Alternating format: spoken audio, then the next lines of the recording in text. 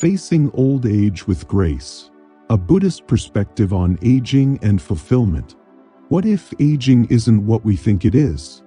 What if aging isn't about losing time, but finally waking up to it? What if those wrinkles on your face aren't signs of fading, but maps of where your soul has traveled? What if the slowing steps aren't failures, but invitations to notice the world you once rushed past? Most of us spend our youth sprinting toward success, away from failure, chasing dreams we can't quite hold. But then one day we pause. We look into the mirror and realize that the face staring back no longer matches the one in our memory. The truth? Aging is not an ending. It's an awakening. Behind every silver hair is a lesson in love. Beneath every scar, a story of survival. And within every quiet moment, a seed of wisdom gently blooming. In this video, we'll walk together through the Buddhist lens of aging.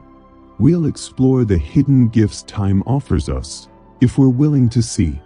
Stay with me until the end, because you might just realize the most beautiful chapter of your life could be the one you're living now.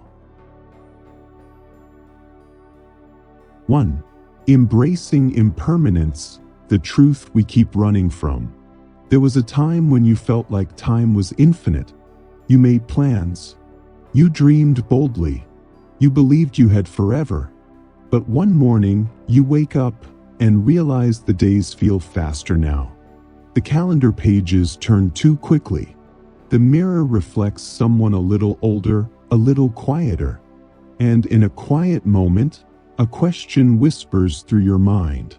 Have I truly lived, or just moved through time? Buddhism doesn't ask us to fear impermanence. It asks us to see it clearly, to understand that everything, every joy, every sorrow, every moment is just passing through.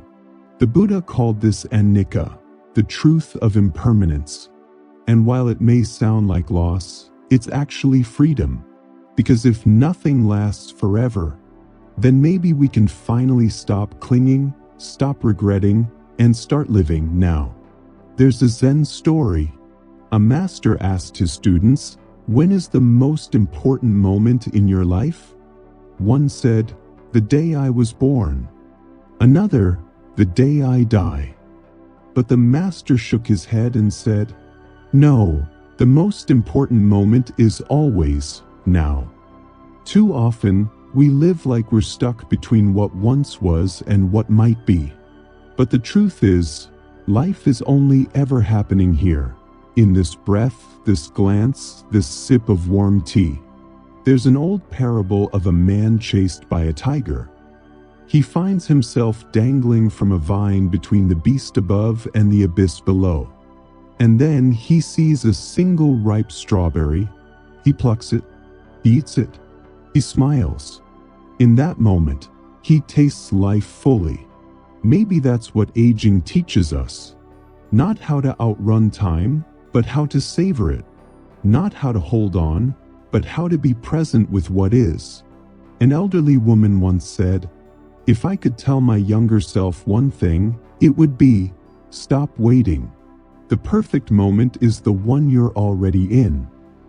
So if today your joints ache a little more, or your energy feels a bit softer, let it be a bell of mindfulness ringing gently. You are still here, and while you're here, there is still time to love, to grow, to awaken. The Buddha said, "Do not dwell in the past, do not dream of the future. Concentrate the mind on the present moment. Because in this present moment, everything you've been searching for is already unfolding." And yet, even as we begin to embrace the truth of impermanence, there's another lesson quietly unfolding. A lesson not written in scripture, but etched into the skin, felt in the bones, lived in the slowing of our breath. The body, once swift and strong, now moves differently. But what if this change is not loss, but transformation? 2. The changing body, when strength takes a new shape. There was a time when your body answered every command without hesitation. You ran up the stairs 2 at a time. You danced deep into the night. You carried bags, babies, burdens, with arms that never complained. But now things have changed. The knees creak. The joints whisper. You pause, searching for a word that once came easily. And in those moments, a quiet sorrow can settle in. What happened to me? But Buddhism invites us to see this not as decay, but as deepening. Consider the old tree. When young, it bends and sways with the wind, playful and light. But as it ages, it becomes rooted, grounded. It no longer dances wildly, but it stands steady, offering shade, shelter, and silence. Does the tree mourn the wind it no longer chases? Or has it simply grown into its stillness? There's a story of an old samurai, once unmatched in speed and skill. Years later, hands trembling, he is mocked by a younger warrior. He doesn't fight back. He simply stands, sword steady, and lets the younger man exhaust himself, swinging wildly at empty air. When it ends, the samurai says, "Strength is not in force. It is in wisdom." Your body will change. That's inevitable. But your spirit? It matures. It sharpens. It softens. And it learns how to move with the rhythm of life, not against it. A Buddhist monk once said, "The body is a guest house. Every morning, a new visitor arrives. Pain, fatigue, peace, joy, they come and go. Our task is not to cling or resist, but to greet them with kindness." Think of the knees that carried you through decades of journeys, the hands that held those you've loved, the slower pace that now lets you truly see the flowers blooming beside your path. A marathon runner may now find peace in the gentle flow of Tai Chi. A weightlifter may lift burdens from the heart instead. A once speedy musician may now savor every soulful note. Strength hasn't disappeared. It has simply changed shape. And perhaps, just perhaps, it's in this transformation that you finally meet the deeper version of yourself. And while the body changes with grace, there's another transformation that often arrives quietly. Not in the limbs or muscles, but in the heart. A kind of weight that grows heavier with time. The silence of a room once full. The quiet ache of missed voices. Let's talk about loneliness and the unexpected ways it invites us back into connection. 3. The weight of loneliness, rediscovering connection in a quiet world. There's a kind of silence that doesn't come from a quiet room, but from a quiet heart, one that used to be full of voices, footsteps, laughter. As we grow older, the world around us begins to shift. Friends move away. Loved ones pass. What once was a house filled with noise becomes a space of echoes. And then, a question we never imagined arises. Am I disappearing or just being forgotten? Loneliness is heavy, not because we're alone, but because we feel invisible in a world that keeps moving. But Buddhism offers a different view. It teaches that even in solitude, we are never truly alone. Because when we are fully present, the entire universe becomes our companion. There's a story from a temple in Japan. An old woman swept the temple steps each morning. No visitors came. Still she swept. A young monk asked, "Why do this when no one sees you?" She smiled and said, "Because when I sweep, I'm with the wind. I hear the trees whisper. I feel the warmth of the sun. I am never alone." Loneliness, then, is not a curse, it's a call. A call to awaken our senses, to reconnect with life beyond words. Thomas, a widower, once felt as though the color had drained from his world, until a stray cat wandered onto his porch. At first, he shooed it away. Then he fed it. Then he talked to it. And slowly, he began talking to life again. Margaret, a retired teacher, once shaped the minds of generations. Now she sat alone, day after day, until one afternoon, she began reading stories at the local library. At first, she wondered, who would care about an old woman reading fairy tales? But the children adored her, and in their laughter, she found herself again. The Dalai Lama once said, "We are all visitors to this time, this place. Our purpose is to love and then return home." Perhaps loneliness isn't something to fight, but something to listen to, a gentle nudge toward connection, with others, with nature, with ourselves. You are not too old to be needed. You are not too late to be seen. The world is still waiting to be touched by you, in small ways, unexpected ways, sacred ways. And once we begin to reconnect, not just with others, but with the present, we might find that what lingers isn't just silence, but something deeper. A quiet ache for the things we never did, the words we never said, the dreams we let drift away. Let's explore the next truth: how regret, when seen with clarity, can become a doorway to awakening. For regret and unfulfilled dreams, when the past becomes a teacher, there's a certain kind of silence that visits us in the later chapters of life.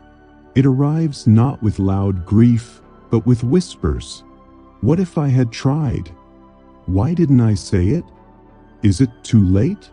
Regret is heavy, not because of what we did, but because of what we never dared to do.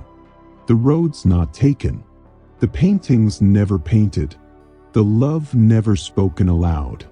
But Buddhist wisdom teaches us this: regret is not punishment. It's a mirror, a reminder that we are still alive.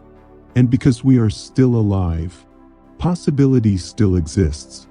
There's a well-known story of a man who came to the Buddha in sorrow. "I've wasted so much of my life.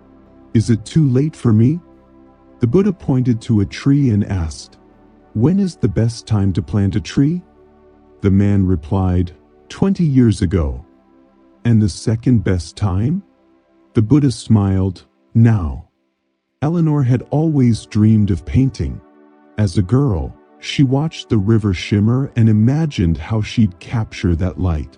But then came work, marriage, children. Life asked for everything, and her dreams faded into the background.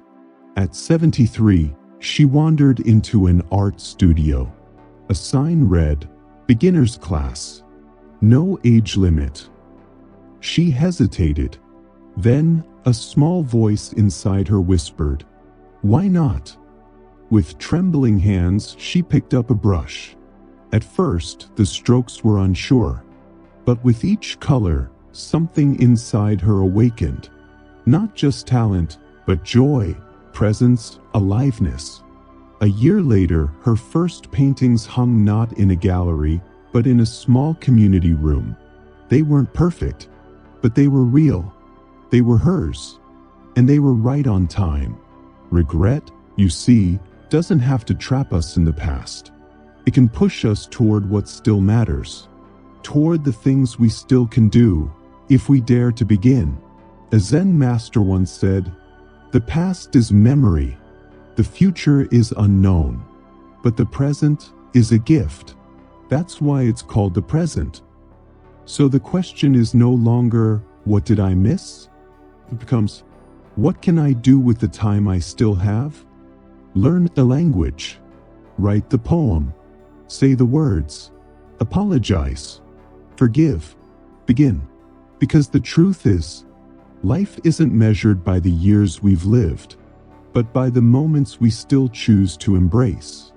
And when we begin to reclaim those forgotten dreams, not to chase status, but to nourish the soul.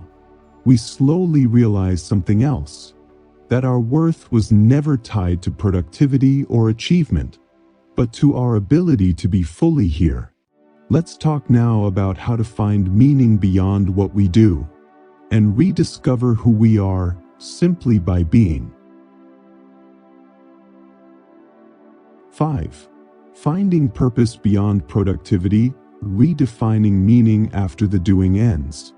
For most of our lives, we are measured by what we do. We earn degrees, meet deadlines, collect promotions. We build families, chase goals, stay busy. And somewhere along the way, we confuse movement with meaning. Until one day the calendar clears. The office phone stops ringing. The titles fall away. And we're left with a quiet question, one many fear to ask out loud. Who am I if I'm no longer useful? In the West, our worth is often entangled with productivity. But in Buddhism, purpose is not what you do. It's how you are. A retired professor once told a monk, "I feel useless now. My career was my identity." The monk smiled and asked, "Do you still breathe?" The man nodded. "Then your purpose is to be here, fully and deeply." There's a quiet liberation in this truth. Purpose is not a resume. It is presence. May, once a masterful tailor, lost the dexterity in her hands to arthritis. The precision that once defined her faded. She grieved deeply. But one day, a young girl in her neighborhood brought her a torn dress. Instead of sewing it, May taught her how. And something shifted. She began teaching more girls, not for income, but for love. Her hands had changed, but her purpose had simply transformed. There's a Japanese concept called ikigai, a reason for being. It doesn't rely on accomplishments. It lives at the intersection of joy, usefulness, and connection. You don't have to chase it. Sometimes you simply return to it when you slow down enough to listen. George, a retired lawyer, missed the thrill of courtroom debate. But while waiting outside a grocery store one afternoon, he helped a teen struggling with a college essay.